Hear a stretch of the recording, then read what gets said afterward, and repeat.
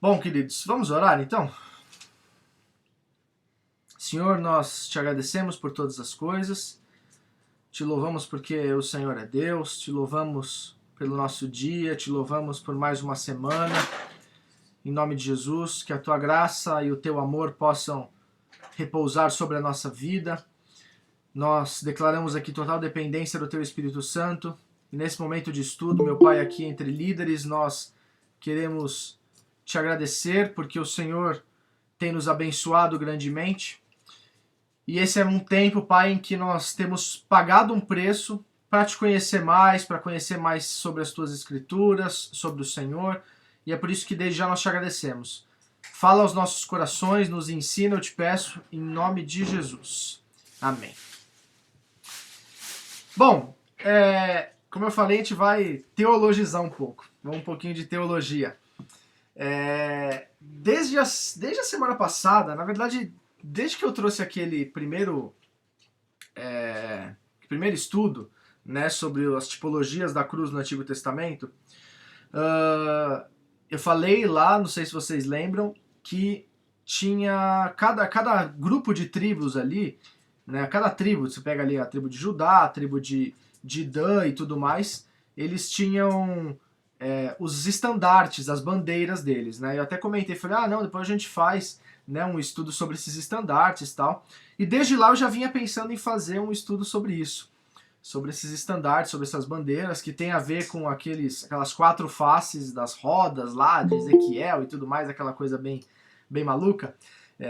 Eu não lembro, acho que é Ezequiel 1, né, se eu não estou enganado. E também tem a ver com os quatro evangelhos. E até ontem eu estava pensando nisso. Não, vamos fazer isso. Só que aí eu tenho uma coisa, né, comigo, assim, o senhor comigo, que a Jaque fala, pô, prepara antes. Cara, eu não consigo preparar antes, o senhor não fala nada. Eu fico sempre na dúvida. Eu falo, senhor, o que eu falo? O que eu falo? O que eu falo? Eu só sei no dia.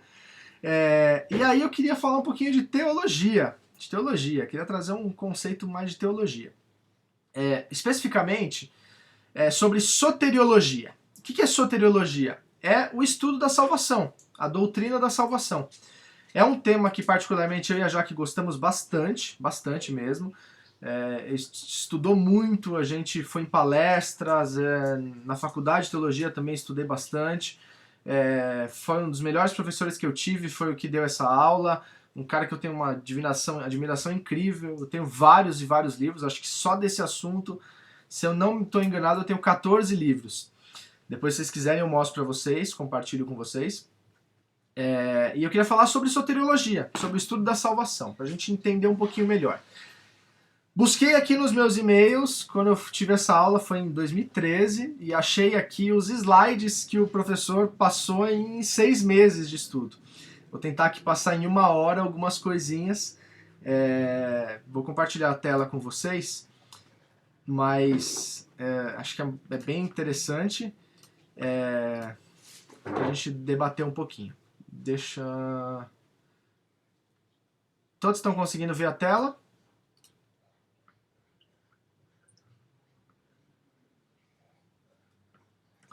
Alguém está vendo? Todos estão vendo? Sim, ok. Tá, legal. Tá até assinado pelo professor Carlos Augusto Vailate. Ele é pastor da igreja evangélica Jaboque, é uma igreja muito legal, uma igreja neopentecostal também. Ele é doutor, mestre e etc. Ele faz muito programa de debate lá no Vejam Só, não sei quantos conhecem, da HIT, que é apresentado aqui pelo Heber Cocarelli, se eu não me engano é esse o nome dele. E eu queria trazer algumas coisas aqui sobre soteriologia, tá? Que é essa doutrina da salvação. Basicamente, o que quer dizer? Eu quero falar para vocês, eu resumi ao máximo, tá? Bastante coisa, peguei só alguns dos slides pra gente debater. E eu quero bastante participação de vocês para tirarem dúvidas, se possível, né? Tenham um papel e caneta na mão para anotar dúvidas, porque pode ser que a gente gere bastante coisa aqui. Não sei quantos conhecem esse assunto mais a fundo, mas é legal tomar nota. Então, o que é a salvação no Antigo Testamento? É diferente o conceito de salvação no Antigo Testamento do Novo. Então, aqui, resumidamente, a salvação no Antigo Testamento, ela tem um conceito de salvação, não como salvação eterna, tá? Não como salvação eterna. Na verdade, como diz aqui o texto que eu estou compartilhando com vocês, ele existe de uma forma embrionária, mas o sentido salvífico do povo de Israel era no sentido de libertação física, de libertação territorial, de livramento de um mal, de livramento de inimigos, de livramento de morte, de livramento de qualquer tipo de perigo, de escravidão e etc. Não tinha um caráter, esse caráter salvífico não era o mesmo caráter que nós temos hoje, tá? Ignorem aqui a parte de cima, que é um termo, né, grego aqui. Então vamos pegar só a partezinha amarela. Já no Novo Testamento, o conceito de salvação como salvação espiritual, ele existe de forma plena, né? Quando nós falamos de Jesus, quando nós ministramos nas igrejas, todo o sentido salvífico é eterno. Não é tanto temporal, não é tanto físico, mas é eterno. Claro, existem as questões em que o Senhor nos salva de enfermidades, de dificuldades, de assaltos, de falências, de qualquer coisa do tipo. Mas o sentido principal na palavra do Senhor é o sentido espiritual, tá? A salvação da alma, a salvação, né, da nossa vida, livramento do pecado, da morte, né? Como Paulo lá falou, onde está, ó morte, a tua vitória? Então ele já está falando da morte, ele está falando da morte espiritual e não mais da morte física. Bom, eu queria falar de algumas coisas aqui, trazer um contexto do que é salvação em algumas religiões, tá? Tinha mais outras, mas eu peguei as principais, eu tirei dos slides aqui outras. Então tem alguns textos aqui que eu quero ler junto com vocês. Então no islamismo, o que o islamismo diz como salvação? Os homens são basicamente bons, mas falíveis e precisam de direção. O equilíbrio entre as boas e as más obras determinam o destino eterno, paraíso ou inferno.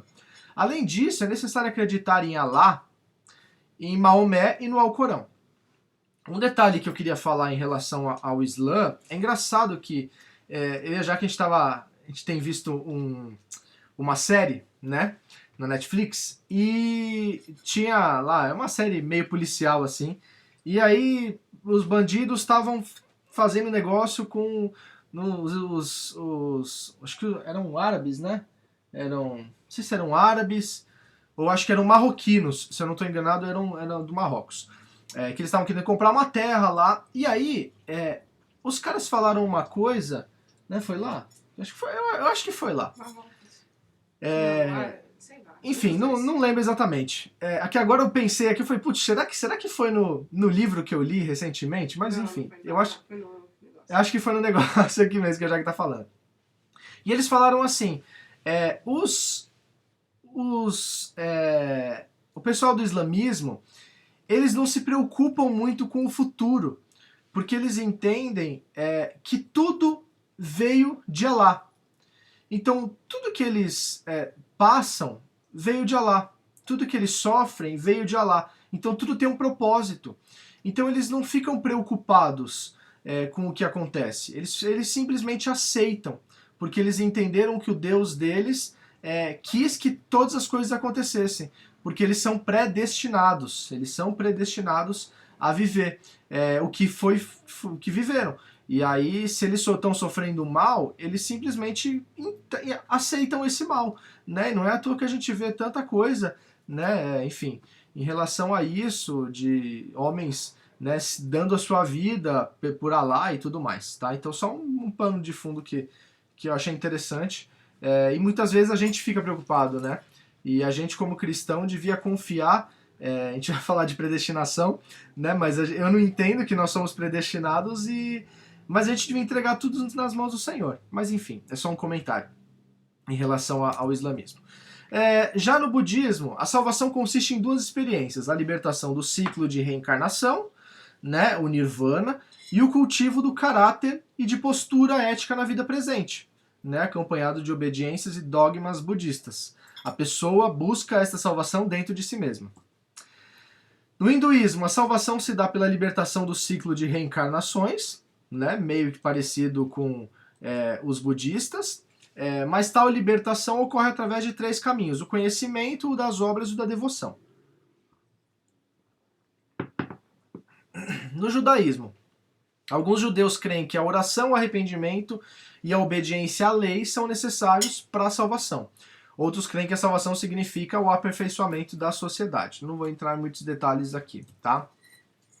Os mormons, a salvação é obtida pela obediência às leis e ordenanças do evangelho, a fé em Jesus, arrependimento, batismo, recepção do dom do Espírito Santo, e só a vida eterna para aquele que for da igreja mormon. Né? Quem conhece um pouquinho mais sabe como são. Os testemunhos de Jeová. A salvação é ser batizado como testemunha de Jeová. A maioria dos seguidores ganha vida eterna na terra, trabalhando de casa em casa. Prestem atenção, vida eterna na terra. A salvação no céu está limitada aos 144 mil crentes escolhidos desde o Pentecoste. Aqueles 144 mil que fala lá em Apocalipse. Os adventistas do sétimo dia diz que a salvação vem pela justificação por meio da fé, mas se torna ineficaz se não for acompanhada pela guarda dos 10 mandamentos, especialmente o 4º mandamento, a guarda do sábado. Espiritismo. O lema central do Espiritismo é: fora da caridade não há salvação. Então a fé em Jesus, que foi apenas um exemplo de vida, não traz salvação. Ela é obtida através de sucessivas reencarnações, durante as quais o espírito vai purgando os seus pecados através dos esforços pessoais e das boas obras até que atinge o seu estágio evolutivo, que é tornar-se um espírito puro, quase parecido com o nirvana, né, do budismo, nesse sentido. No catolicismo, a salvação se dá por meio de penitência, por meio da confissão, das rezas feitas aos mortos, né, feitas a qualquer tipo de santo, da missa, onde também se deve rezar para que almas do purgatório sejam aliviadas do seu sofrimento, e a prática das boas obras. E nós, cristãos, a salvação se dá pela graça de Deus, mediante a fé em Cristo Jesus, como único Senhor e Salvador. Ocorre apenas de forma passiva pela graça, isso diz o calvinismo, que é uma vertente, e de forma passiva e ativa, ou seja, graça mais obras, que é a vertente arminiana. Nesse último caso, no arminianismo, é o resultado da graça de Deus, né, e também da resposta humana por meio da fé. Aqui alguns exemplos bíblicos. Vamos lá. Falando de arminianismo e calvinismo. Quantos de vocês... vocês estão me vendo ou vocês estão vendo a tela? Só para eu saber.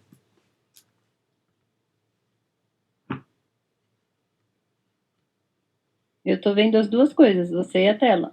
Tá. Eu também. A gente também aqui. Você pequenininho, pus você do lado direito, aqui a sua tela no meio. Tá bom. É só para saber aqui da gravação. Vamos lá. A gente vai falar um pouquinho sobre arminianismo e calvinismo. Quantos sabem... como eu tô com a minha tela fixada aqui, eu não tô vendo vocês, não tô vendo o vídeo de vocês. A Jaque tá falando para eu deixar vocês. Então deixa eu alterar aqui. A gente vai adequando. Isso, agora eu consigo ver. Peraí. Quantos de vocês conhecem arminianismo e calvinismo? Já ouviram falar? Conhecem a fundo? Sabe o que é? Para eu saber, quantos conhecem a fundo o que é arminianismo e calvinismo? Alguém conhece? Não? Se conhecer, manda aqui no chat, quem tá com o vídeo desligado. Quem não faz ideia do que é? Alguém não faz ideia do que é isso? Nunca ouviu falar? Pode ser sincero, não tem nenhum problema.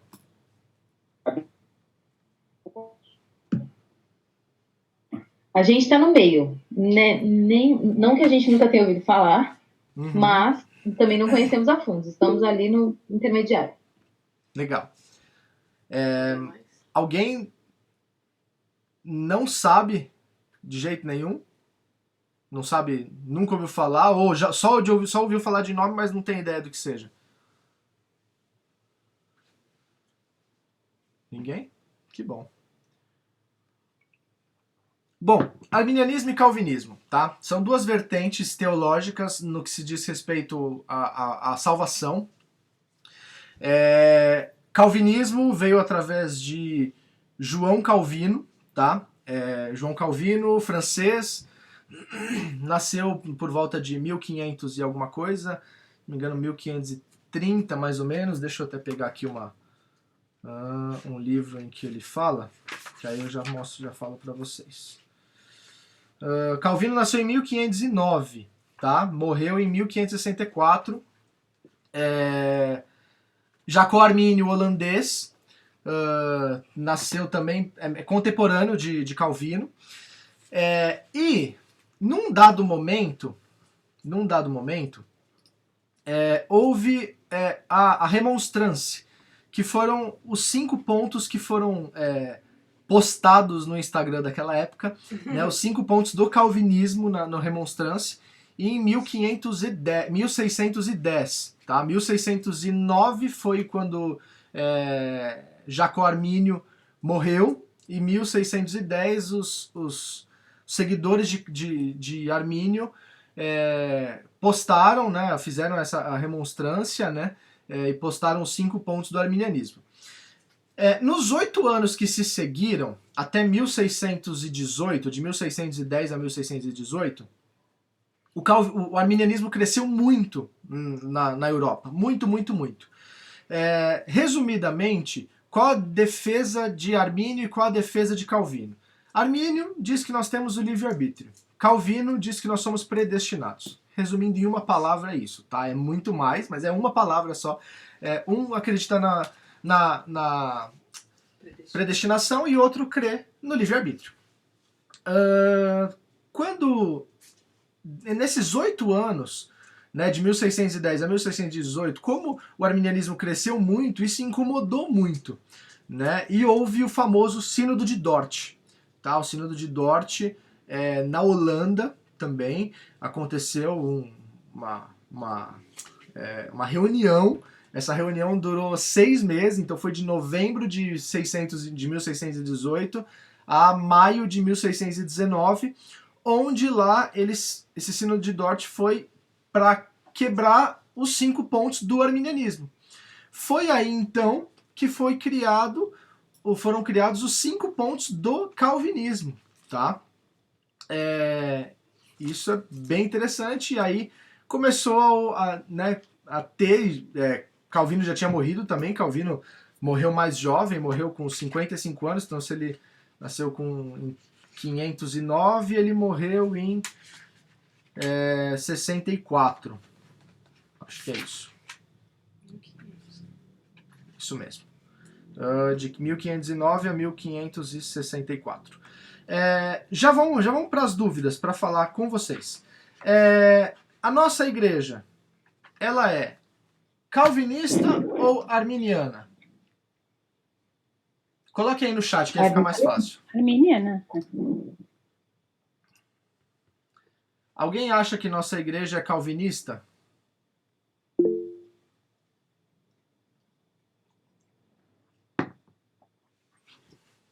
Ninguém acha que a nossa igreja é calvinista. Legal. Então já estamos partindo de um bom ponto. No Brasil, as igrejas arminianas dominam, né, a grande maioria. No Brasil, o que é calvinista? Basicamente, presbiteriana e as batistas mais tradicionais, tá? Que são quem seguem as linhas teológicas de Calvino. Vamos lá para a apresentação, para a gente entender o que vamos começar a rir aqui, já fui presbiteriana, Vamos lá, os 5 pontos do calvinismo. Os 5 pontos do calvinismo é a tulipe, né? A tulipa, né? A flor aí. Então, por que foi tulipe? Só para fazer esse anagrama que chama isso, eu nunca lembro como é que chama esse negócio. Alguém sabe? Como quando você pega uma palavra e você cria uma frase ou várias acróstico. Isso aí, Angela, isso aí, muito bom. A gente vai falar de um acróstico da palavra do Senhor também depois. Então, a tulipe quer dizer o T, depravação total, o U, eleição incondicional, o L, expiação limitada, o I, graça irresistível, e o P, perseverança dos santos. Então esses são os 5 pontos do calvinismo. São 5 pontos do calvinismo e a gente vai falar um pouquinho deles. Vamos lá, depravação total. O que ele quer dizer resumidamente? A pecaminosidade afeta a natureza da pessoa como um todo e interfere em tudo que ela faz. Isso não quer dizer, porém, que alguém seja necessariamente tão pecaminoso quanto poderia ser. Leva pra fora e tranca lá fora. Bom, então depravação total é isso. A pecaminosidade afeta a natureza da pessoa como um todo e interfere em tudo que ela faz. Isso não quer dizer, porém, que alguém seja necessariamente tão pecaminoso quanto poderia ser. Eleição incondicional. Antes da fundação do mundo, e de acordo com o seu eterno e imutável propósito, do seu secreto conselho e do bom prazer da sua vontade, movido só por sua livre graça, e sem qualquer outra razão que na criatura servisse de condição para movê-lo e agir assim, Deus predestinou para a vida aqueles que escolheu em Cristo para a glória eterna. Se alguém tiver alguma dúvida em algum desses pontos, me fala, tá? É mais fácil acho que mandar no chat, se alguém quiser falar. Porque aí senão vai falar mais gente ao mesmo tempo. Depravação total. Todo mundo tranquilo, né? Nós somos totalmente depravados, nós nascemos assim, né? Como Davi falou, né? Em pecado concebeu a minha mãe, né? Em pecado eu nasci. Aqui a eleição incondicional, não sei se vocês entenderam, mas ele quer dizer que as pessoas elas são eleitas incondicionalmente. Ou seja, não importa o que você faça, não importa o que você tenha, não importa o que você pense, você é eleito incondicionalmente. Lembrem-se sempre que nós estamos falando de salvação, tá? Nós estamos falando de salvação. Então, se a gente está falando de eleição incondicional, a gente está falando de eleição incondicional para ser salvo.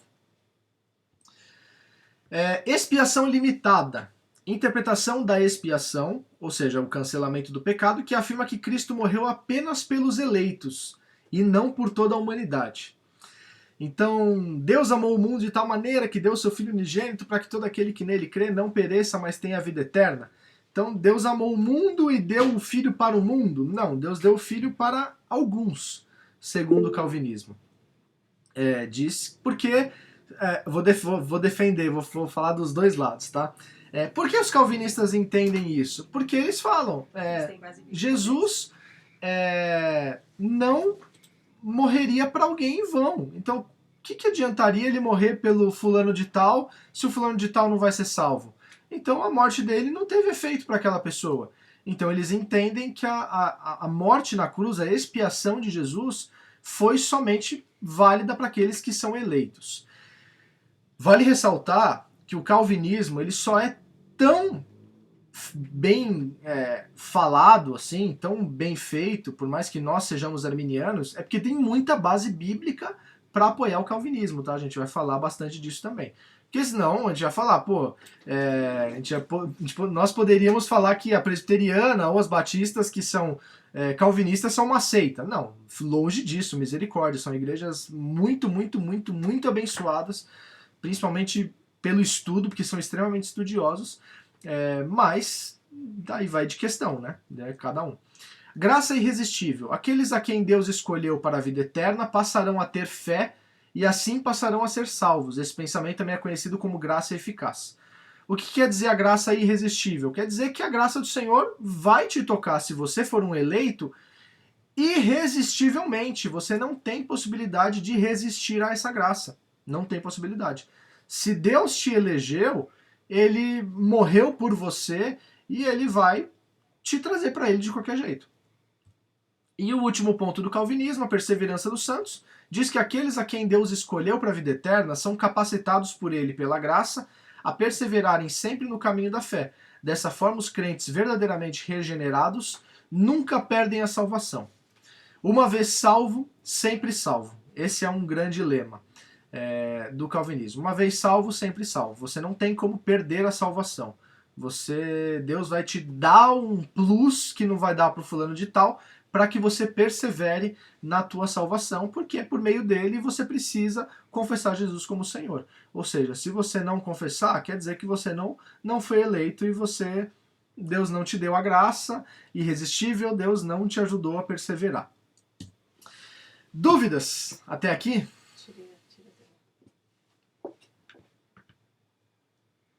E tem alguma dúvida?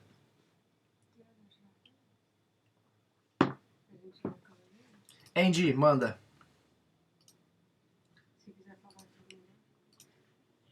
Deixa eu falar só para ser mais rápida.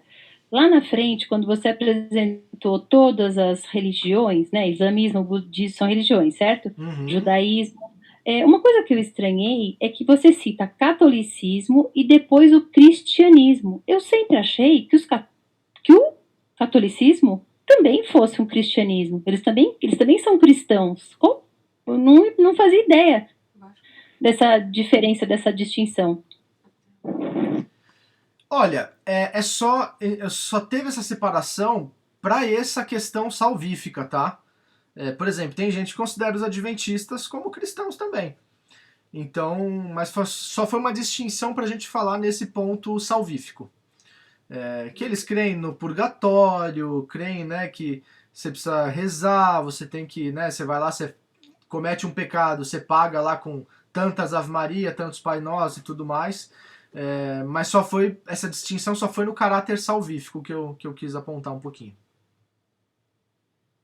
Mais alguém?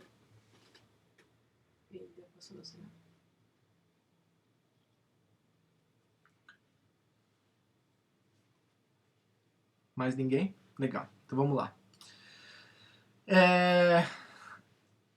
Algumas diferenças, vamos peraí.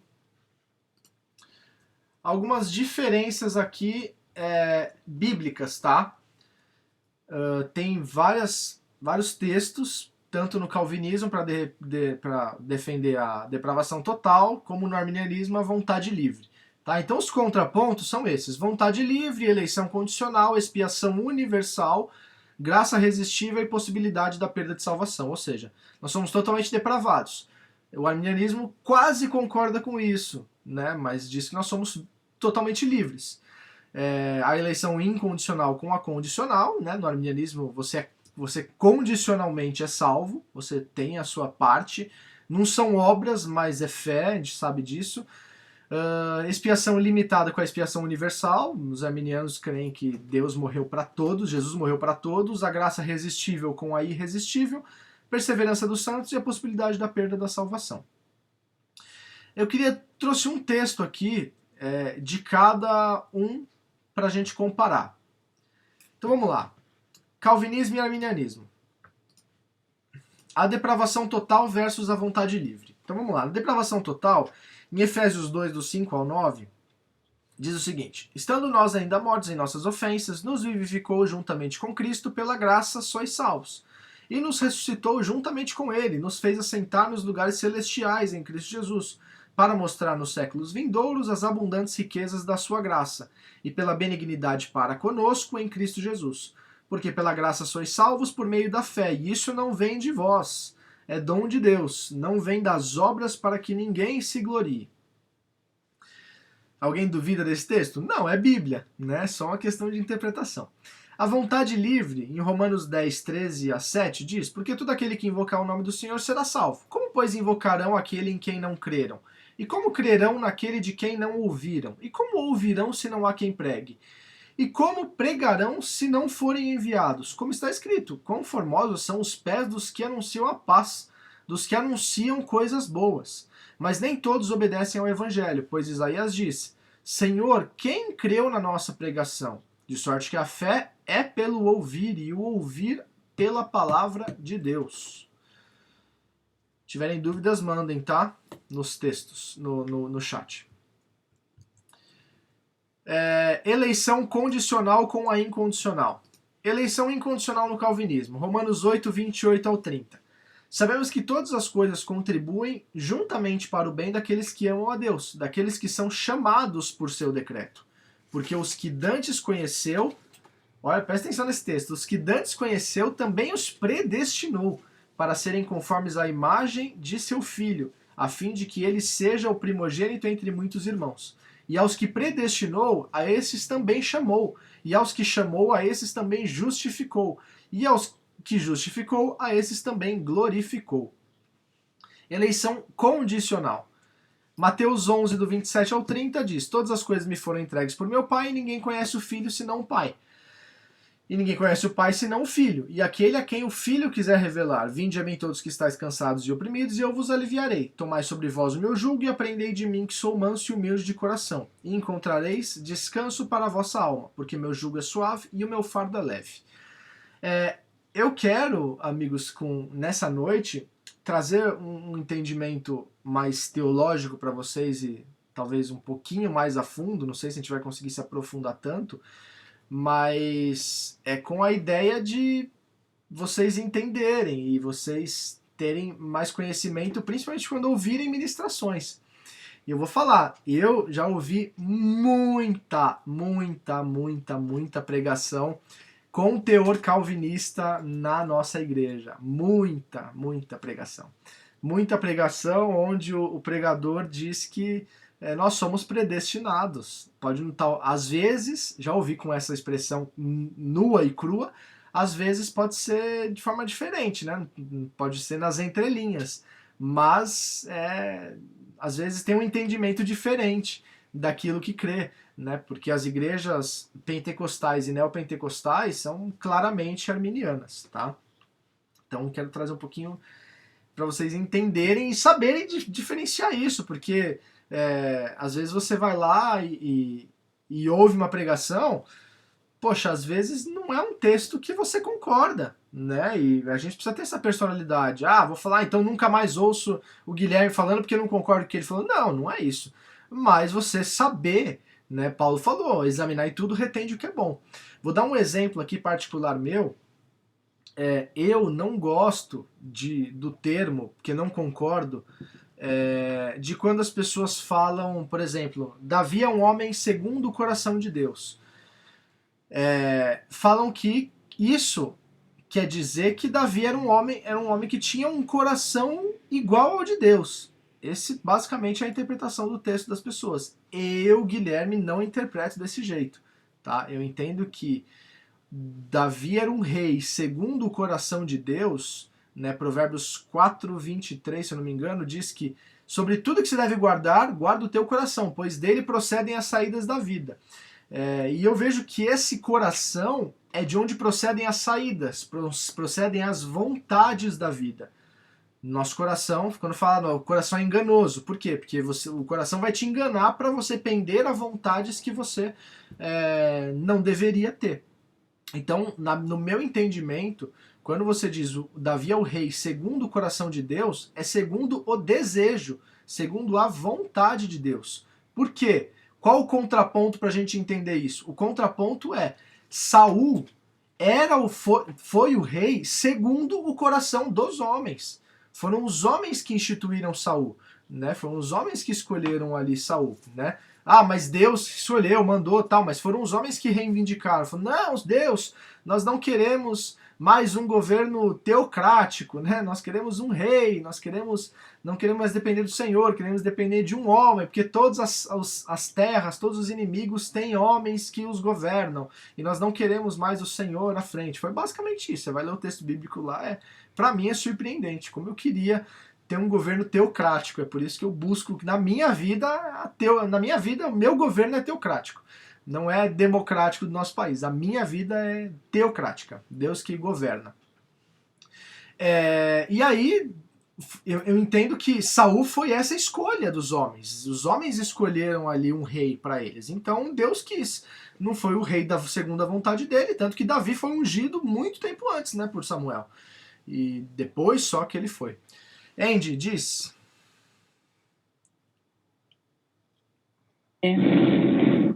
Aqui, ó, deixa eu só mudar aqui, que agora eu tô me vendo só eu não quero ver, eu quero ver o texto.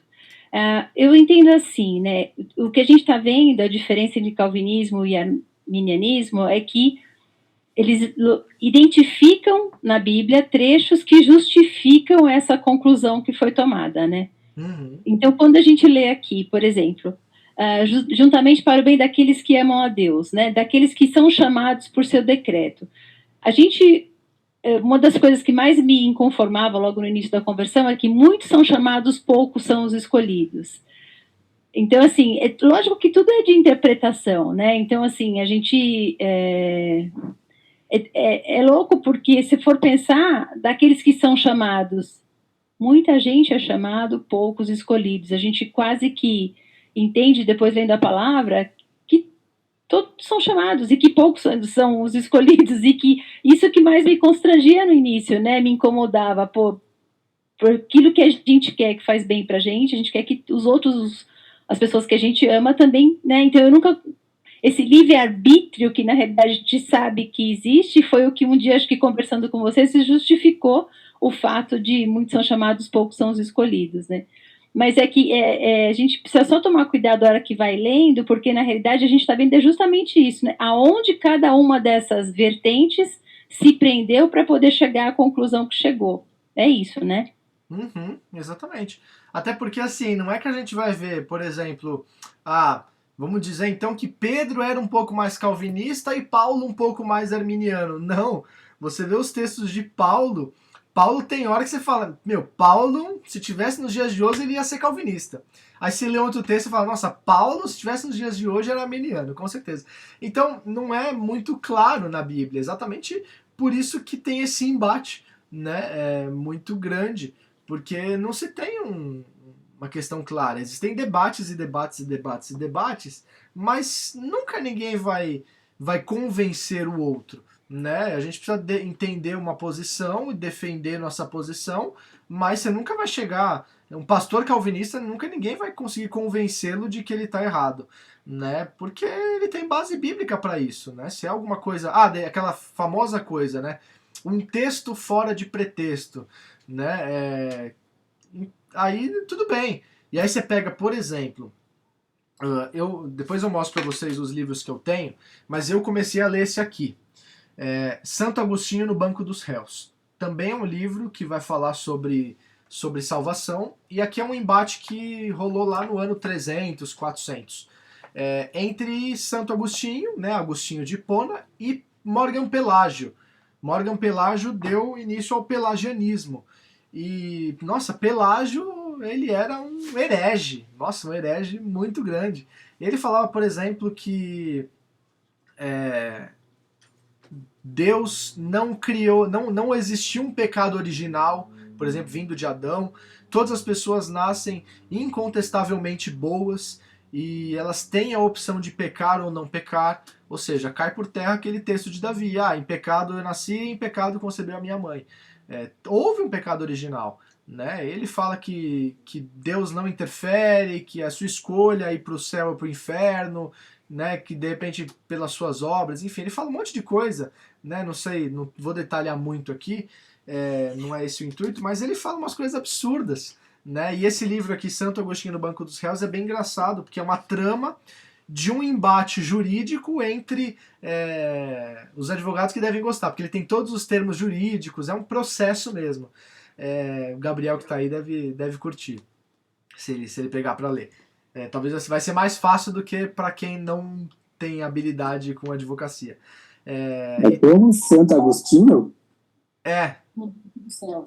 Tá, depois eu vou procurar esse livro aqui, aí. Valeu, Gui. Santo Agostinho no Banco dos Réus. Beleza, valeu. Agostinho de Hipona, ou Santo Agostinho, ou, né, o Bispo de Hipona, como cada um quiser chamar, ele é contemporâneo de Pelágio, né? Então, Pelágio deu o pelagianismo e ele foi contra muitas coisas que Agostinho falou e criou essa, né, depois que foi criado essa vertente, né, o pelagianismo. Depois, mais pra frente, teve o semi-pelagianismo, que era um pelagianismo mais maneiro, né? Mas muita questão, muita dúvida nessa questão salvífica. Mas tanto que o pelagianismo não deu muito prosseguimento, né? O que mais ficou foi o calvinismo e o arminianismo, né? De onde vem muita coisa de Agostinho de Hipona, tá? Vamos lá, próximo.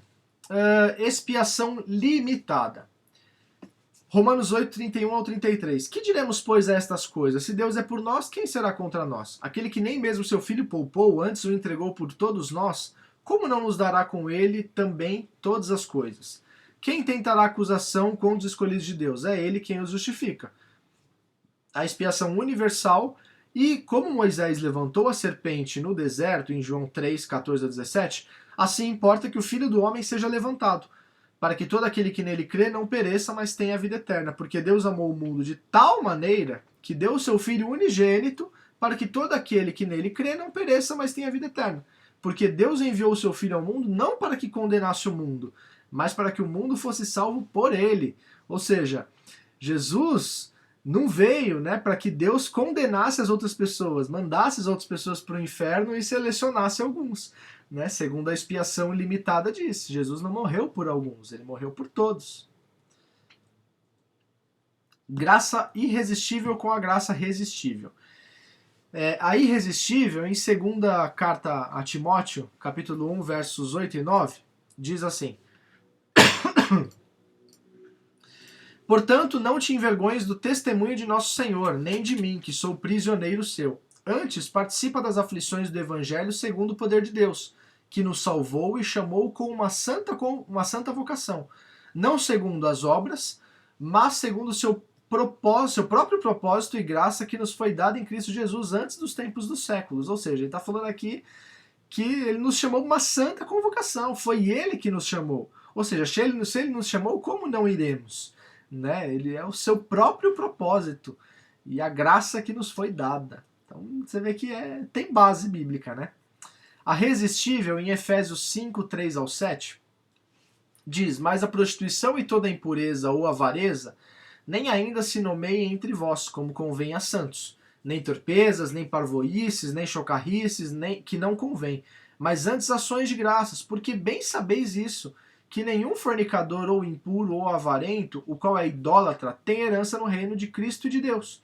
Ninguém vos engane com palavras vãs, porque por essas coisas vem a ira de Deus sobre os filhos da desobediência.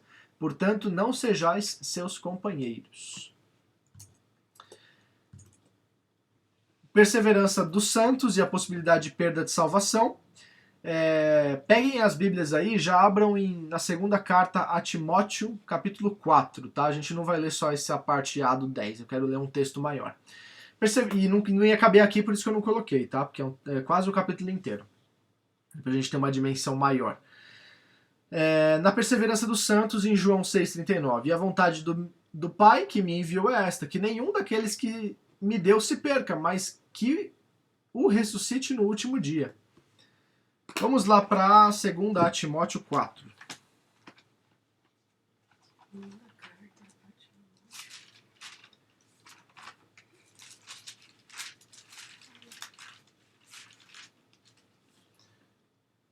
Deixa eu ver uma coisinha aqui. Tá, depois disso a gente vai abrir para perguntas e falar algumas coisinhas. Tirar dúvidas. 2 Timóteo 4, a gente vai ler do 1 ao 10, tá?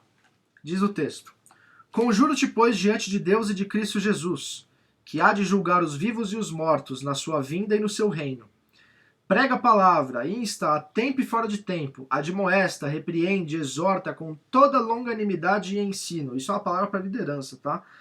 Porque virá o tempo, prestem atenção, virá o tempo em que não suportarão a sã doutrina, mas tendo coceira nos ouvidos, cercar-se-ão de mestres segundo as suas próprias cobiças, e se recusarão a dar ouvidos à verdade, voltando às fábulas. Tu, porém, sê sóbrio em tudo, sofre as aflições, faz a obra de um evangelista, cumpre bem o teu ministério. Quanto a mim, já estou sendo derramado como libação, e o tempo da minha partida está próximo. Combati o bom combate, acabei a carreira e guardei a fé. Desde agora a coroa da justiça me está guardada, ao qual o Senhor, justo juiz, me dará naquele dia. E não somente a mim, mas também a todos os que amarem a sua vinda. Procura vir ter comigo depressa, porque Demas me abandonou. Quem abandonou quem? Abandonou Paulo, que estava escrevendo a Timóteo. Amando o presente século e foi para Tessalônica, Crescente para Galácia, Tito e Dalmácia. Ou seja, nós vemos aqui que Demas abandonou a fé, abandonou Paulo. Ou seja, ele era um parceiro de Paulo, de repente abandonou tudo. E a gente vê aqui, no 3, virá o tempo que não suportarão a sã doutrina. Ou seja, estavam dentro da doutrina, da sã doutrina, e depois voltaram, né, para trás, né, que nem fala, mas tendo coceira nos ouvidos, cercação de mestres, segundo as suas próprias cobiças, e se recusarão a dar ouvidos à verdade. Voltando, você só volta de um lugar que você já foi, tá? Então, como o texto não está aqui, eu queria falar um pouquinho desse para vocês. Então, só volta de um lugar que você já foi. Você não vai voltar de um lugar que você nunca foi, né? Então, ou você foi ou você não foi. Então, isso para mim é muito claro. Basicamente, é isso. Eu queria discutir um pouquinho com vocês nesses 15 minutinhos que a gente tem. Para ver dúvidas, o que vocês não entenderam. Mas a base é isso, tá? E aí depois eu vou mostrar alguns livros. Se vocês quiserem, eu mostro. Me falem, que aí eu mostro alguns livros que eu tenho sobre isso.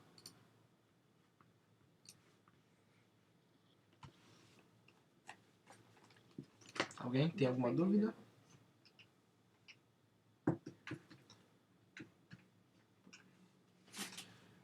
Ninguém? Todo mundo entendeu perfeitamente?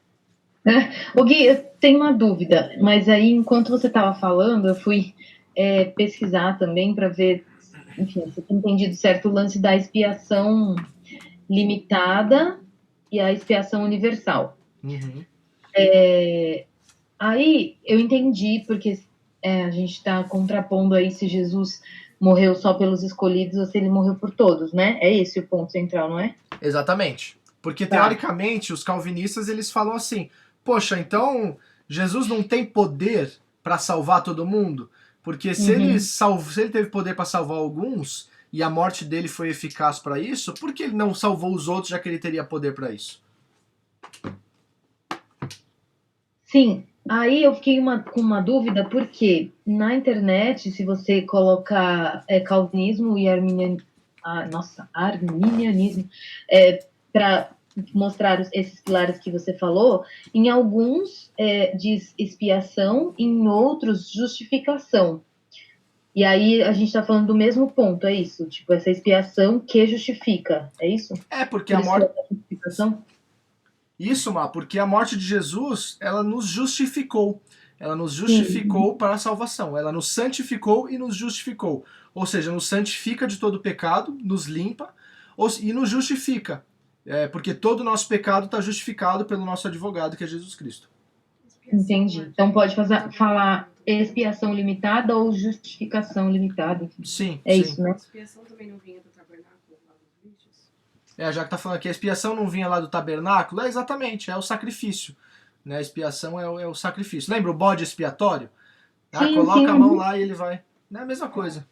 Entendi. Tá bom, obrigada.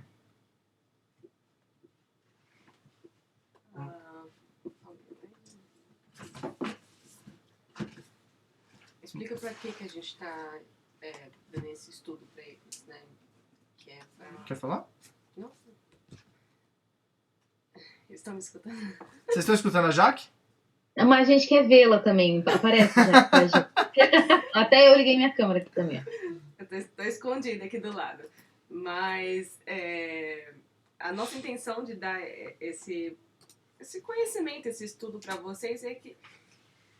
Bom, é para vocês saberem, claro, qual que é a vertente da nossa igreja, terem essa base, é que às vezes vocês podem acabar sendo questionados na célula, ou com a pessoa já sabendo dessas vertentes, ou como uma pessoa com uma dúvida disso. Então é bom vocês terem um conhecimento de ter uma tese, de ter uma base, mas no final de tudo, óbvio, os dois creem em Jesus e glória a Deus. Não é um convencimento, é que às vezes as pessoas vêm com...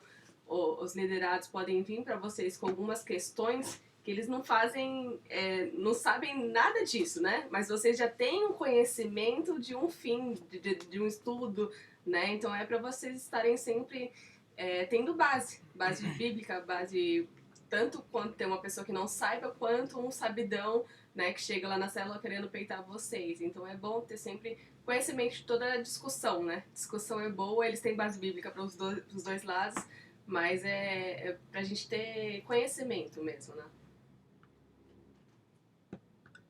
Mais alguém tem alguma dúvida? Muito bom, Mar.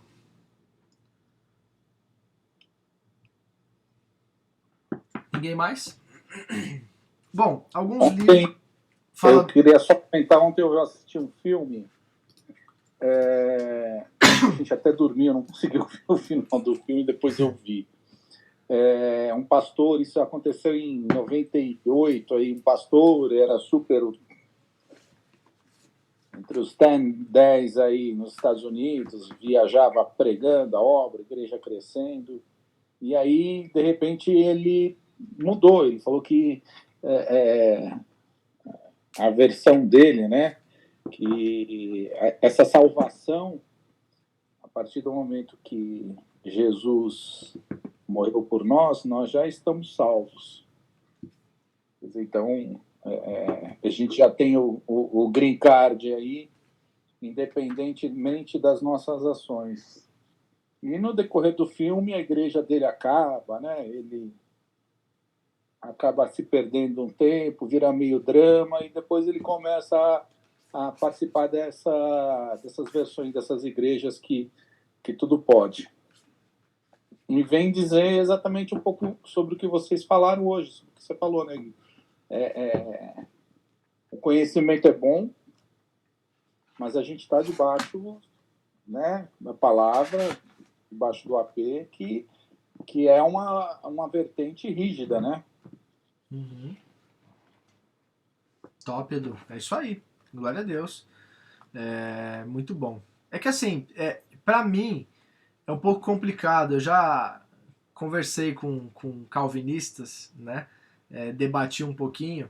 Mas para mim é complicado de entender a questão de que, assim, uma vez salvo, sempre salvo. Então você se salvou, então você pode pecar à vontade, porque tanto a graça irresistível quanto a perseverança dos santos vão te alcançar. Deus vai trazer uma graça sobre a sua vida que você vai voltar ou permanecer.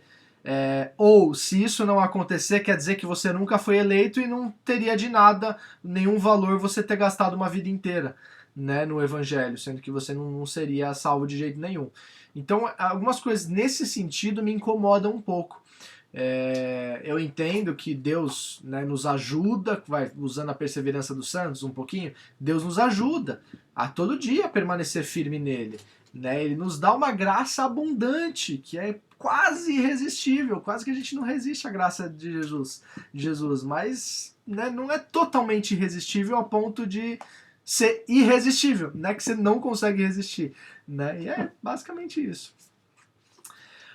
Olha, nessa quarentena eu vi que a editora Reflexão, quando em 2017, quando ela completou os 500 anos, né, da Reforma Protestante, eles fizeram um seminário teológico. Foi muito legal, e a já que nós fomos, foi incrível.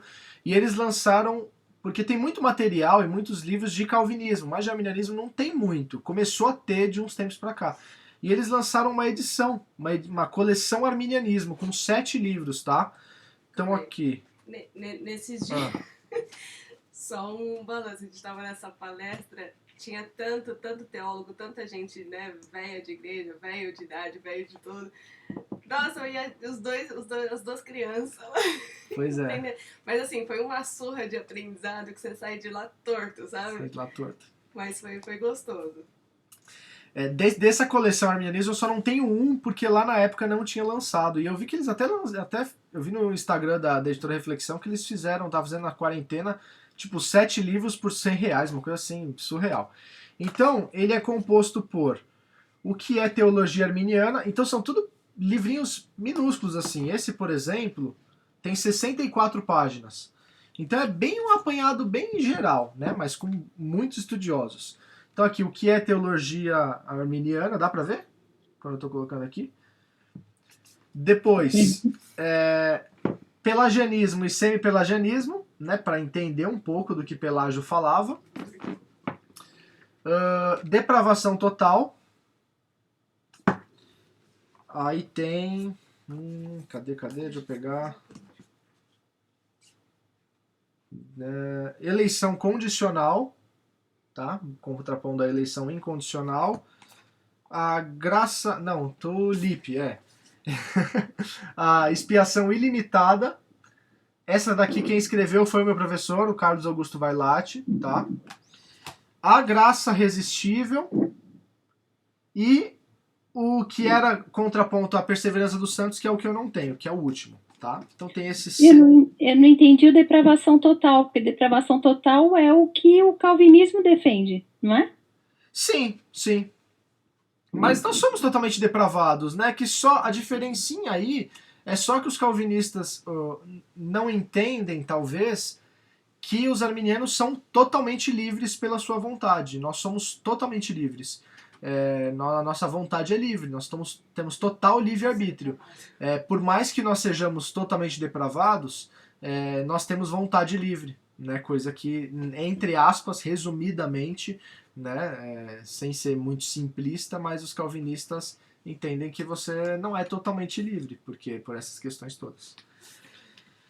Tem um livro também aqui de Erasmo de Roterdã, tá? Que ele fala Lutero, né? Lutero e Erasmo de Roterdã, livre-arbítrio e salvação. Tem um que esse aqui eu ainda não li, mas quem escreveu o prefácio foi também o Carlos Augusto Vailate. Deixa eu ver aqui uma coisinha.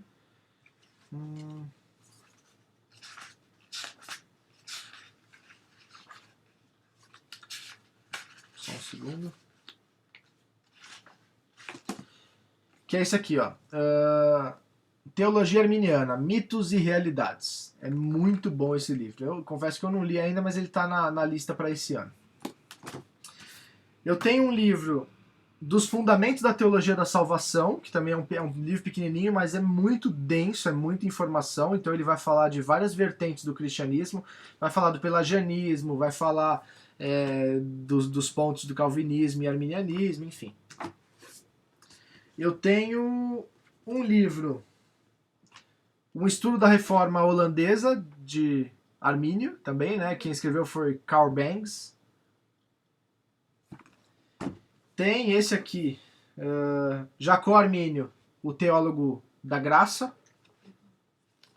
Esse aqui quem escreveu foi o Keith Stanley. A gente, nesse seminário que a gente foi, ele deu uma palestra que ele tinha acabado de lançar esse livro e a gente comprou também. Tem o Santo Agostinho no Banco dos Réus, que eu já falei para vocês. E eu tenho dois livros aqui. Eu tenho um que é uma série de pensadores cristãos, que aí ele fez um livro aqui de Agostinho de A a Z. Tá? Então tem um de Agostinho de A a Z e eu tenho um de Calvino de A a Z também. Então são nossa coleçãozinha, por assim dizer, desse assunto de... Acho que são os livros que a gente mais... É o assunto que a gente mais tem livros. É um assunto que a gente gosta muito. Outra coisa, né? Ô Gui, eu fiquei com uma dúvida aqui que eu não consegui solucionar. Até agora eu estava pensando. A questão da perseverança dos santos... que se opõe ao cair da graça, ou seja, pensando que a teoria arminiana está baseada em obras também, então eu posso... Não sei se eu vou conseguir reformular meu pensamento. Pera, vou reformar.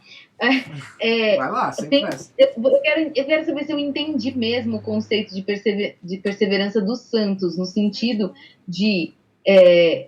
que no calvinismo a salvação depende, e a manutenção dela depende inteiramente de Deus, é isso? E aí a gente não tem nada para fazer para que a gente possa agregar nisso. Já foi uma decisão que Deus tomou de nos salvar e nós não faremos nada. Então, é como se a gente não precisasse perseverar em fé, é isso? Tipo, por que perseverança? Entende? Isso que eu estou me perguntando.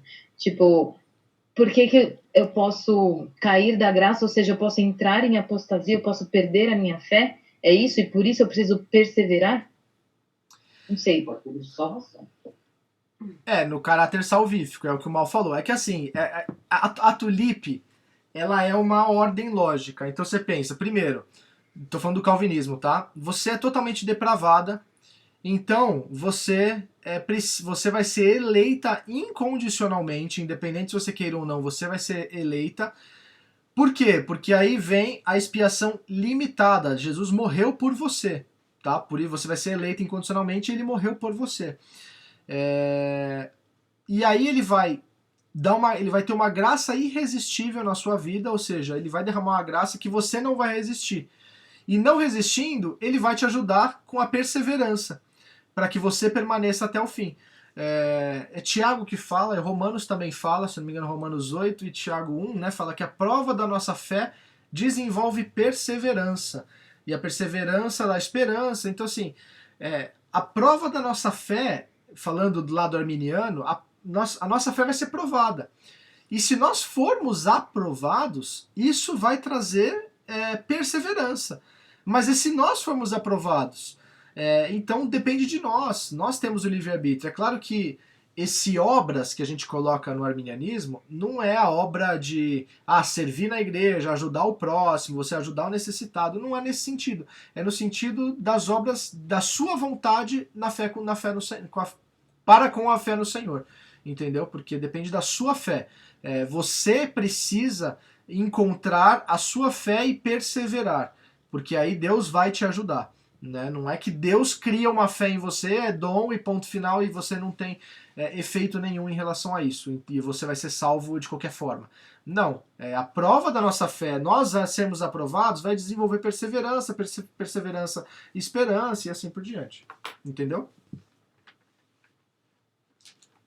Entendi, mas Manda, quanto mais eu penso, mais dúvidas me surgem. Porque a fé não é dom? Não diz que não vem de nós, mas vem de Deus? Ela tá brigando com os dois. Pois é a dificuldade. Imagina, você tá pendendo pra um lado ou pro outro. Não, tô brincando. Mas é difícil de entender, porque a Bíblia fala, né? Então eu não preciso... Então o que é o dom da fé? Então eu não preciso exercitar a fé? Então se eu passo por uma dificuldade, eu não tenho que ter fé para passar por ela? Então quer dizer que se eu não tiver a fé necessária, quer dizer que Deus não derramou sobre mim? A fé é dom, né? Cadê? Vamos ler. Deixa eu pegar o texto aqui que ele fala. Pode ser o tema para uma das nossas próximas conversas. Dons. Dons. Não, tem que continuar, tá aberto aí? Tem que continuar nesse aí, porque tem muito papo aí nesse negócio aí. Uma hora faz pouco, hein? Meu Deus, eu peguei aqui em 6 meses que eu estudei na faculdade para 1 hora. Não dá, 1 hora é pouco demais. Cadê? Qual que é o texto? É de Efésios, né? Cadê? Efésios 2:8. Porque pela graça sois salvos, por meio da fé, e isso não vem de vós, é dom de Deus. Não vem das obras para que ninguém se glorie. Mas no arminianismo a gente entende que, diferente do calvinismo, que você fica parado, né? Tô sendo extremista só para ficar claro, tá? Claro que não é isso. Se for falar com um pastor, ele não vai falar isso. Mas no calvinismo, teoricamente, você fica parado e a fé vem até você. E nós precisamos exercitar a nossa fé. Por isso que eu tô até... Deixa eu abrir aqui no texto de Romanos para falar disso. Cadê aqui? Não é Romanos 8. Cadê o texto?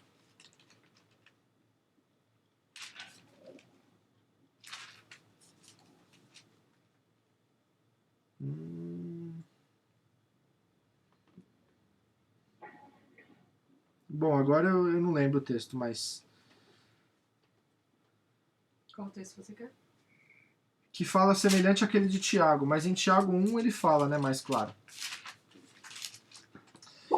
Ele fala em Tiago 1, meus irmãos, tende por motivo de grande gozo passados por provações, sabendo que a prova da vossa fé desenvolve perseverança. Perseverança deve terminar a sua obra para que sejais maduros e completos, não tendo falta de coisa alguma. Mas em Romanos eu li hoje, que fala da fé.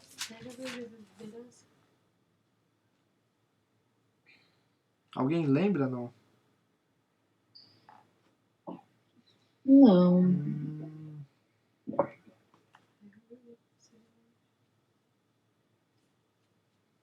Bom, enfim. Mas alguém tem mais alguma dúvida? Mar, conseguiu esclarecer, não? Sim, sim, eu acho que também eu entendi essa perseverança como esse exercício, digamos, e essa necessidade e responsabilidade que a gente tem de, enfim, andar em fé, viver em fé e não deixar a peteca cair, digamos assim, Uhum. para que a gente, né, tenha essa permanência, né? E aí também pensando, mesmo entendendo que a fé seja um dom que vem de Deus, todo dom precisa de exercício, né? Enfim, não sei se dá para fazer esse paralelo, mas eu faço o paralelo com a multiplicação dos talentos, de que o talento precisa ser multiplicado, então esse dom precisa ser exercitado, enfim, então a gente cresce em fé, né? Não é algo estático. Então, não sei, eu acho que ficou mais claro para mim pensar em perseverança pensando em tudo isso. Posso ler o texto aqui? O Rei vai falar, né? Deixa eu ler o texto aqui de Romanos que eu achei. Romanos 5. Não somente isto, estou lendo a partir do 3. Não somente isso, mas também nos gloriamos nas tribulações, sabendo que a tribulação produz perseverança. A perseverança, experiência, a experiência, esperança. Ora, a esperança não traz confusão, porque o amor de Deus está derramado em nossos corações pelo Espírito Santo que nos foi dado. Porque Cristo, estando nós ainda fracos, morreu a seu tempo pelos ímpios. Dificilmente morrerá alguém por um justo, embora alguém possa se animar a morrer pelo bom. Mas Deus prova o seu amor para conosco em Cristo, em que Cristo morreu por nós, sendo ainda pecadores. Rê, diga. Uhum. Não, eu acho que é mais nessa questão da linha do estudo, assim, é que a gente olhando, né, é um assunto bem complexo para a gente tentar entender, né? Então, os textos, eles são muito parecidos. Sim. Então, se para uma pessoa que ela começa a ter uma leitura e ela começa pelo Novo Testamento, ela tem uma visão.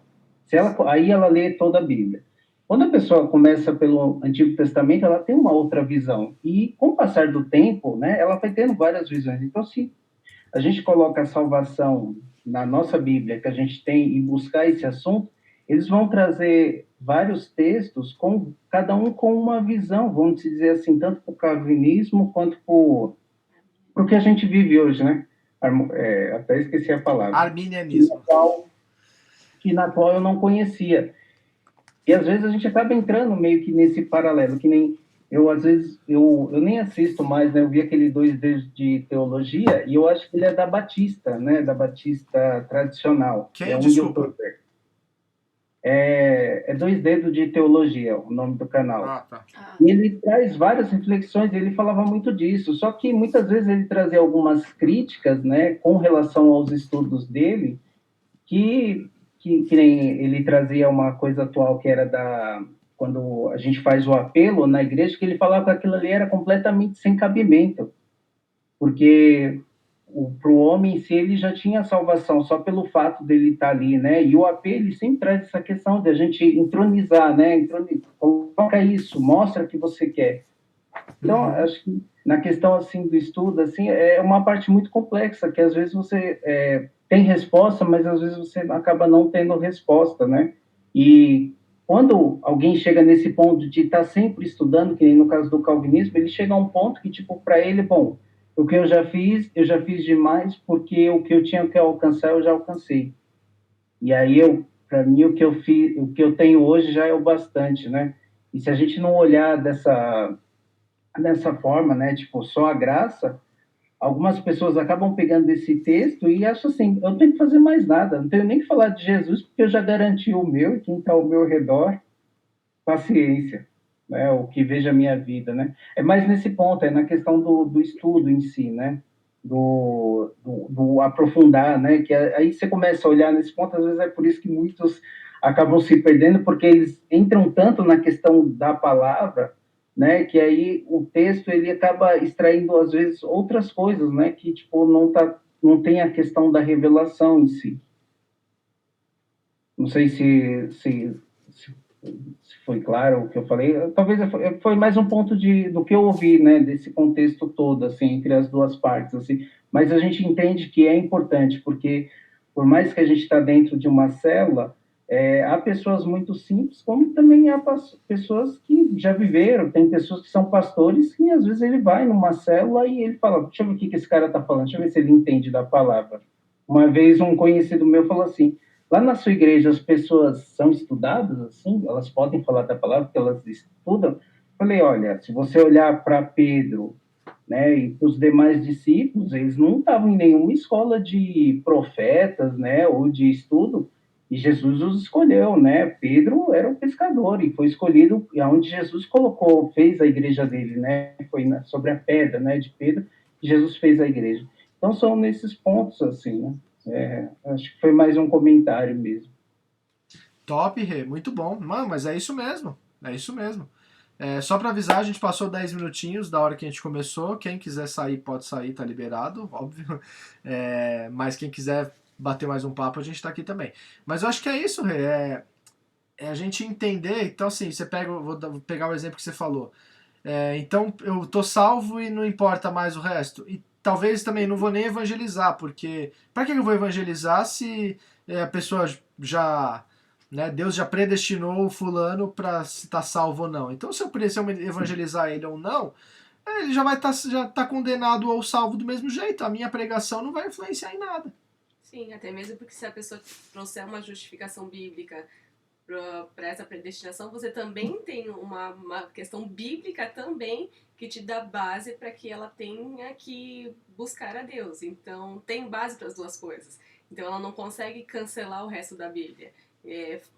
Colocando a base dela. Então, por isso que são pessoas tem base para os dois lados, não tem que gerar uma discussão. Legal, você quer ir lá, beleza, mas não ignore, né, dentro de uma conversa a outra parte, né? Então, ela não vai querer engolir você só contando uma parte da Bíblia. Então, a Bíblia nos dá base para as duas coisas. E aí, eu acho que do que você falou, entra a questão da vivência. A vivência com Deus, a vida com Deus, a história que tem com Deus vai trazer todas as coisas, né? Que é onde a gente consegue enxergar e se firmar, né, com a questão arminiana. Então, porque vem a vivência. Então, você vai ver a vivência dessa pessoa, né? Mas, assim, eu acho que a questão, enfim, né, acaba porque também tem a base pro outro lado, né? Então, esse bater do pé, eu vou fazer o que eu quiser, legal, mas não ignore o resto. Porque no fim das coisas, todos somos cristãos, calvinistas e arminianos, Sim. E todos vamos pra glória. E amém, mas não dá pra isso superar, criar uma rivalidade, sabe? Um Palmeiras e Corinthians. Tipo, criar uma rivalidade. Então, você é meu inimigo, porque você é calvinista. Não, todos nós vamos pra glória. Sim. E vamos desfrutar, né, do gozo da vida eterna. E é isso. Mas a gente tem que entender o nosso ponto, né? Não, jamais brigar com alguém que tenha o pensamento contrário, mas contrapor e ter o conhecimento, né? E eu acho que nós, como líderes, precisamos ter uma bagagem maior. Então eu incentivo muito leitura, estudo, porque todos nós somos maduros. Se você vai falar de um assunto desse para alguém que é neófito, você não vai ter muito sucesso, você vai bagunçar a cabeça da pessoa. Mas para quem já tem maturidade, é importantíssimo. Sim. E até mesmo aquela pessoa que quer definir qual vai ser a linha dela de raciocínio. Então, se você conseguir definir com base no que a nossa igreja tem e tudo mais, você vai conseguir passar para ela conforme onde ela está recebendo, né? Então, se ela está recebendo aqui do Bola, essa é a nossa visão. Então, você sabendo a nossa visão, você vai ter base para passar. Então, não, mas eu quero seguir outra base. Legal, você pode ir para Batista, você pode ter outra coisa que você não vai ter divergência com a sua base teológica, né? De salvífica, né? Sim. Só uma coisa, que a Ellen está puxando a minha orelha, falando que eu me expressei errado, que Jesus não fez a igreja sobre Pedro. Lógico, ele fez sobre a revelação. Aqui. Ela até mandou o nome e falou que vai dar um tapa na minha cara. Que amor. Pois é, assim, nossa, você me lembrou de uma coisa engraçada. Eu tenho algumas bíblias de estudo que eu gosto muito. Eu tenho uma, eu não vou falar qual é. Não me pergunte, porque eu não vou falar qual é. Mas eu encontrei 2 erros gravíssimos. E um parênteses antes disso. Eu já vi muitas pessoas na célula e membros da igreja, membros da célula, que, tipo, eles leem mais os comentários das notas de rodapé do que o próprio texto bíblico. E a gente tem que entender uma coisa, que o texto bíblico, ele foi escrito, né, divinamente, Timóteo 3,16, né? E toda a palavra é divinamente inspirada pelo Senhor. Mas os comentários são de homens. E a gente tem que tomar muito cuidado com o que a gente vê. Por isso que eu gosto da minha Bíblia ultra fina, que ela não tem nem os títulos, sabe? As divisões. Por quê? Porque os títulos também são comentários de homens. E se você vai ler o texto bíblico, se você lê o título, você já é induzido para aquilo que vai acontecer no texto. Então eu gosto muito dessa biblinha aqui por conta disso, porque ela é um texto completamente corrido, onde não tem título, não tem comentário, não tem nada. Já as minhas de estudo, eu tenho uma que, para vocês verem, um comentário em que lá em Apocalipse 6, o Cavaleiro do Cavalo Branco, ele é Satanás, é o anticristo, aquele Cavaleiro do Cavalo Branco. Depois vem o outro lá no 19, se eu não me engano, que é Jesus, né, o Cavaleiro do Cavalo Branco, né, nos seus olhos são como chamas de fogo, né, a sua espada afiada, enfim. Só que eu tenho uma Bíblia de estudo que fala que em Apocalipse 6 é Cristo e não o anticristo. Pô, isso é um erro gravíssimo. Eu li, preparando a reflexão lá de Pedro, a mesma Bíblia falando que, quando diz lá o texto, porque tu és Pedro e sob esta pedra, né, edificaria a minha igreja. Nesse comentário bíblico ele diz que essa pedra é Pedro, mas essa pedra é Jesus, que é a pedra angular, a pedra que foi rejeitada pelos homens. Né? Então, pra você ver, são erros gravíssimos, mas se não há... Não, na verdade é a Bíblia de estudo que eu mais gosto.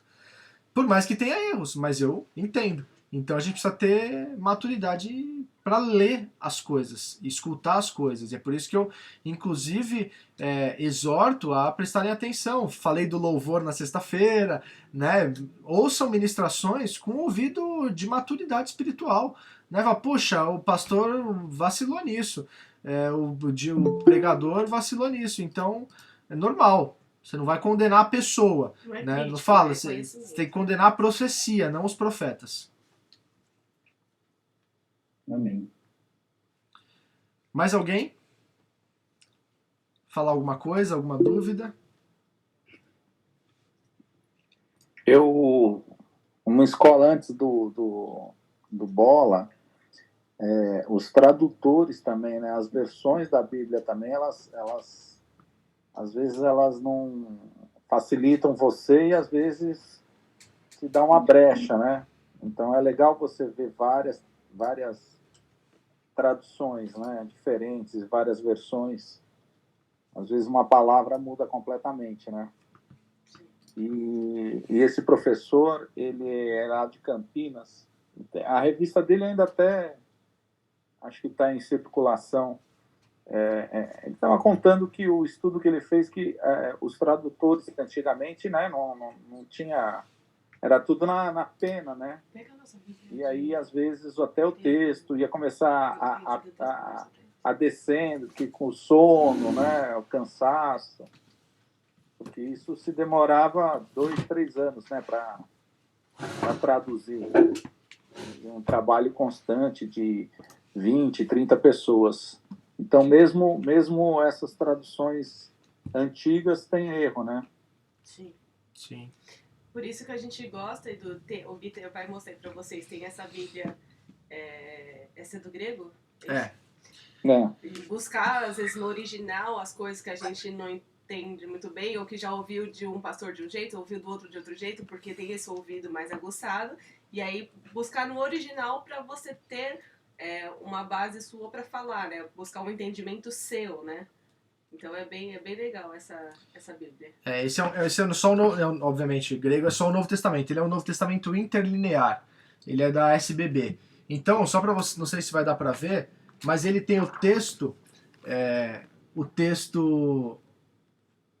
em grego e escrito embaixo o que cada coisa significa em português. Tá, dá para ver? E aí do lado ele tem a Bíblia normal, tá vendo? Em 2 versões.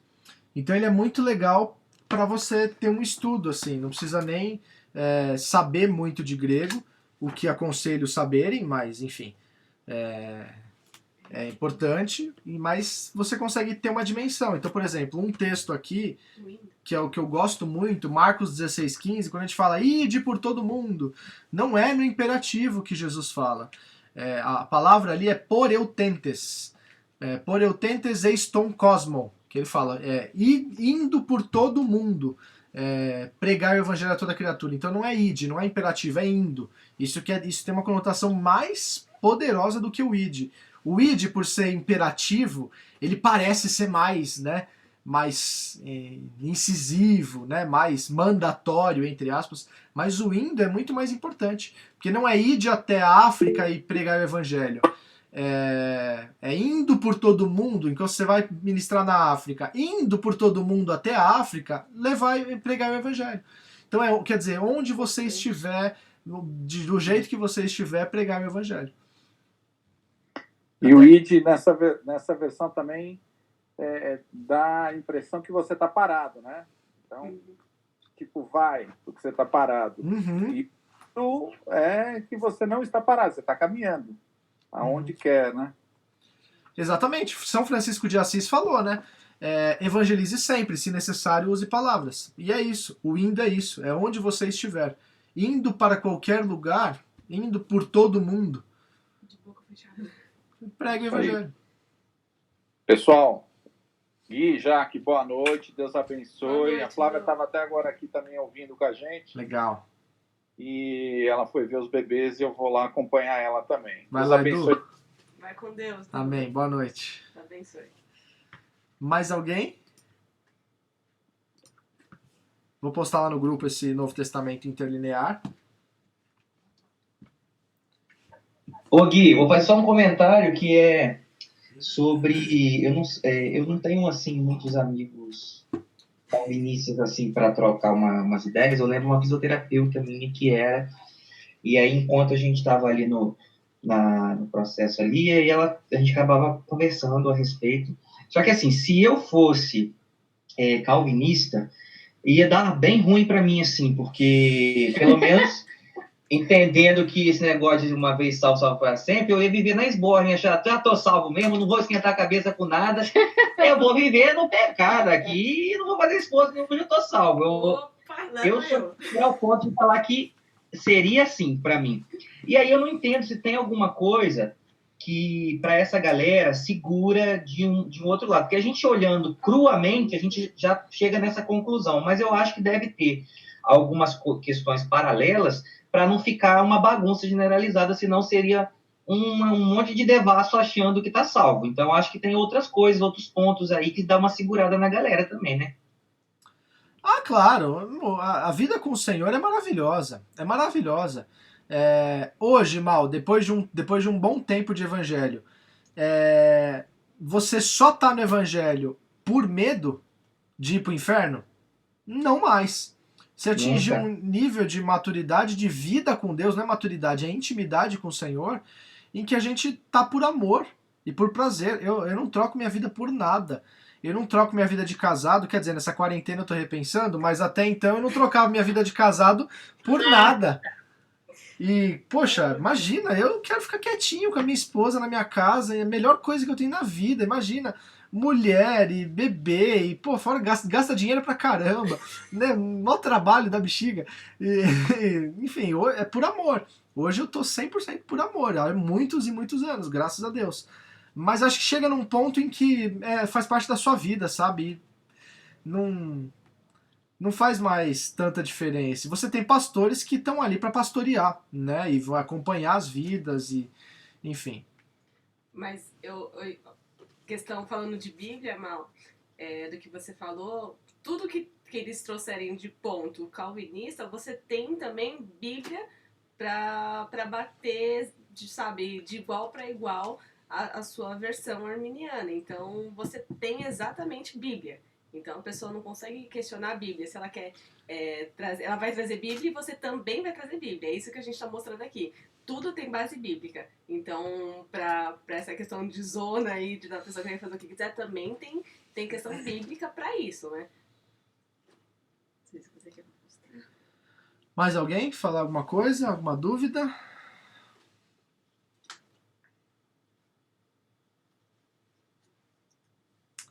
Então é isso, amigos. Muito bom estar com vocês.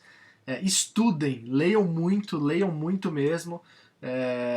Eu tô postando lá no grupo, vou postar todos os dias alguns comentários da Bíblia que eu tenho. Eu postei lá um de Pedro, né? Eu vou postar mais um aqui também. Alguns comentários sobre liderança, porque a Bíblia que eu tô lendo no meu plano de leitura nesse ano é a Bíblia da Liderança Cristã, que é escrita, os comentários pelo John Maxwell, que é um pastor, o maior coach de liderança, enfim. Tenho vários livros sobre liderança dele. Inclusive ele aplica, um dos livros mais conhecidos dele é As 21 Irrefutáveis Leis da Liderança. E ele aplica essas leis na palavra através dos personagens. E é muito bom. Então assim, estudem muito, leiam muito, tirem dúvidas, sabe? Não deixem de buscar o Senhor nesse sentido. Essa parte toda de baixo aqui, que eu tenho 8 nichos, só um que não é cristão, né? Os outros 7 nichos são de ou livro cristão, ou teologia, enfim, ou Bíblia. Em cima eu tenho mais algumas coisinhas, não sei se vai dar pra ver, mas em cima eu tenho mais alguns outros nichos lá. E eu acho que é isso, o conhecimento é muito importante. A gente precisa ter conhecimento, como líderes principalmente. Se vocês buscarem o conhecimento, poxa, isso vai trazer tanta coisa. Eu foco sempre naquele texto de Jesus: conhecereis a verdade vos libertará. Então comam bastante feijoada, sabe? Se quiserem dicas de livros, pô, eu indico um monte. Então é isso. Um beijo no coração de vocês. Qualquer dúvida, mandem no particular, mandem lá no grupo. E é isso. Vou mandar a foto do Novo Testamento interlinear aqui para vocês. E é isso. Vou mandar um print dos textos também, de todos os textos que tinha lá do calvinismo e do arminianismo, para vocês darem uma meditada. Não fiquem loucos, mas é isso. É a gente entender que, poxa, tem os dois pontos, e é por isso, e glória a Deus por isso. Deus tem um propósito que a gente não entende, porque essa briga existe há 400 anos. E glória a Deus, Deus sabe. Tá bom? Beijo no coração de todos, obrigado mais uma vez, vocês são demais, vocês estão pagando um preço incrível e, Deus vai honrar a vida de vocês.